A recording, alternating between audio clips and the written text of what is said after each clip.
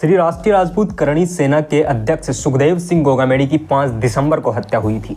तब से लेकर आज फिर से 6 जनवरी हो चुकी है, लेकिन एक महीने में आखिर कातिलों पर इतना रहम क्यों किया जा रहा है। एनआईए इस मामले में क्या कर रही है वो भी आज के वीडियो में आपको बताएंगे और इस मामले से लेकर कौन सी नई तफ्तीश चालू है, क्या नई अपडेट है, आज के वीडियो में आपको बताएंगे। दरअसल 5 दिसंबर 2023 को श्री राष्ट्रीय राजपूत करणी सेना के अध्यक्ष सुखदेव सिंह गोगामेड़ी की हत्या हो चुकी थी। अब एनआईए के बारे में बताएं तो एनआईए ने अभी हरियाणा और पंजाब में लगभग 25 से ज़्यादा स्थानों पर छापेमारी की और छापेमारी में कई बड़े कारतूस, कई बड़ी हथियार भी बरामद हुए। जी हाँ, इन गैंगस्टरों का लिंक सिर्फ एक जगह से नहीं है, बल्कि हरियाणा, पंजाब जैसी जगहों पर काफ़ी सारे गैंगस्टरों के घर पर सुबह 5 बजे रेड मारी गई। आपको बताते हैं जो मुख्य आरोपी हैं नितिन फौजी और रोहित राठौड़, उनकी गिरफ्तारी पहले ही हो चुकी है। हालांकि इस मामले में राजपूत समाज ने, राष्ट्रीय राजपूत करणी सेना ने बंद का आह्वान किया था। राजस्थान में आगजनी हुई थी, कई सारी बसों को जलाया गया था और आवागमन बंद हो चुका था, जिसके बाद उनको लगभग 72 घंटे में आरोपियों की गिरफ्तारी हो चुकी थी। हरियाणा, पंजाब, उत्तराखंड, चंडीगढ़, हर जगह पर आरोपी फरार चल रहे थे। हालांकि इस मामले में अब एनआईए एक्शन ले चुकी है। एनआईए के पास सारे इसके मामले के सबूत हैं, लेकिन अभी भी एनआईए लगातार 35 इलाकों पर, 35 जगहों पर छापेमारी कर रही है। राजस्थान पुलिस का कहना है कि हम एनआईए को पूरा सहयोग कर रहे हैं, लेकिन ये सहयोग आखिर एक महीने से दिख क्यों नहीं रहा। इसके पीछे जो भी शख्स थे, जो भी गैंगस्टर थे, उनकी पेशी क्यों नहीं हो रही। इधर आपको बात करें, इसके पीछे संपत नेहरा का भी हाथ बताया जा रहा है। संपत नेहरा को राजस्थान लाने के लिए उसकी पत्नी ने अर्जी दायर कर कहा है कि इसको राजस्थान ना भेजा जाए, क्योंकि इसका एनकाउंटर हो सकता है। खैर, राजस्थान में जो सरकार है वर्तमान में वो है बीजेपी की सरकार। कांग्रेस लगातार बीजेपी की सरकार पर सवाल खड़ी करती आई है कि जब से बीजेपी की सरकार आई है तब से अराजकता, मर्डर, गैंगस्टर, ऐसे काफ़ी सारे क्राइम बढ़ गए हैं। आप लोग देख सकते हैं, चुनाव होने के बाद ही 3 दिसंबर को चुनावों के परिणाम आते हैं। 5 दिसंबर को सुखदेव सिंह गोगामेड़ी की हत्या हो जाती है। कई सारे रेप केस, राजस्थान अब दिल्ली से भी 25% ज़्यादा महिला क्राइम वाला राजस्थान एक राज्य बन चुका है।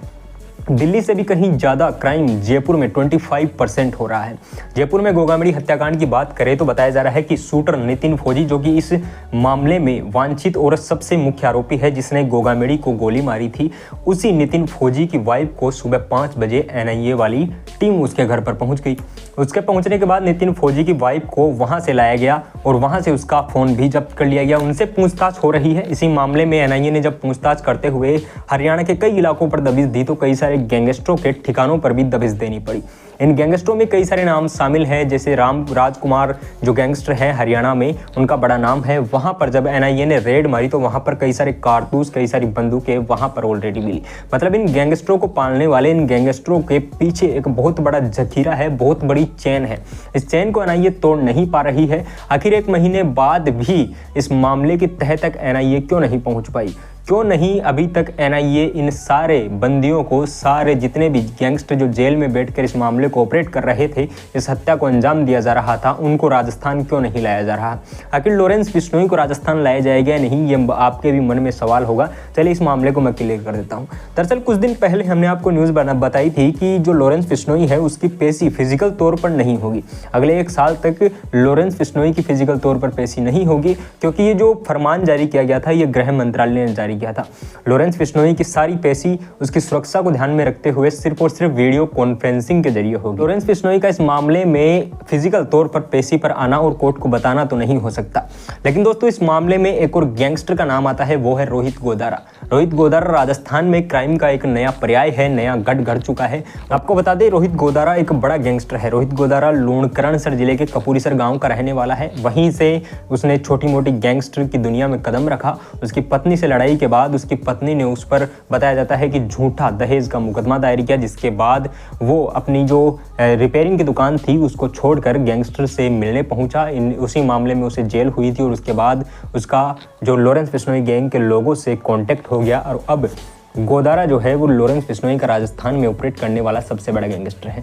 चलिए बात करते हैं कि एनआईए की। एनआईए दरअसल 35 स्थानों पर छापेमारी कर चुकी है।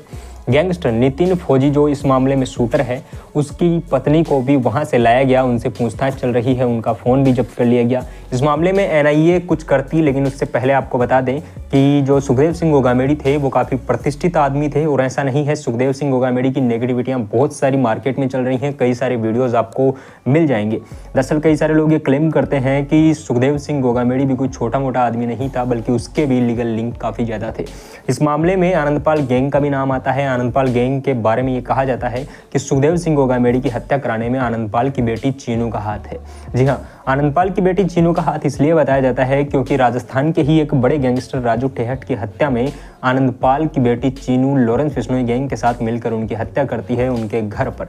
तभी से लॉरेंस बिश्नोई गैंग और आनंदपाल की गैंग साथ मिलकर काम कर रही हैं, और इस मामले में जब लॉरेंस बिश्नोई ने गोगामेडी की हत्या के मास्टरमाइंड होने का खुद की जो उत्तरदायित्व था वो कबूला, उसके बाद से लगातार लॉरेंस बिश्नोई गैंग पर सवाल उठ रहे हैं। साथ ही ये भी कहा जा रहा है कि इसके पीछे आनंदपाल की गैंग भी हो सकती है। हालांकि आनंदपाल की बेटी चीनू ने एक वीडियो जारी कर साफ तौर पर बता दिया कि गोगामेडी की हत्याकांड में उनकी कोई भी भूमिका नहीं है। इस मामले में जो भी कोई नई अपडेट रहती है हम आप लोगों तक लेके आएंगे, लेकिन उससे पहले अगर आप नए हैं तो हमारे यूट्यूब चैनल को सब्सक्राइब जरूर कर दीजिएगा।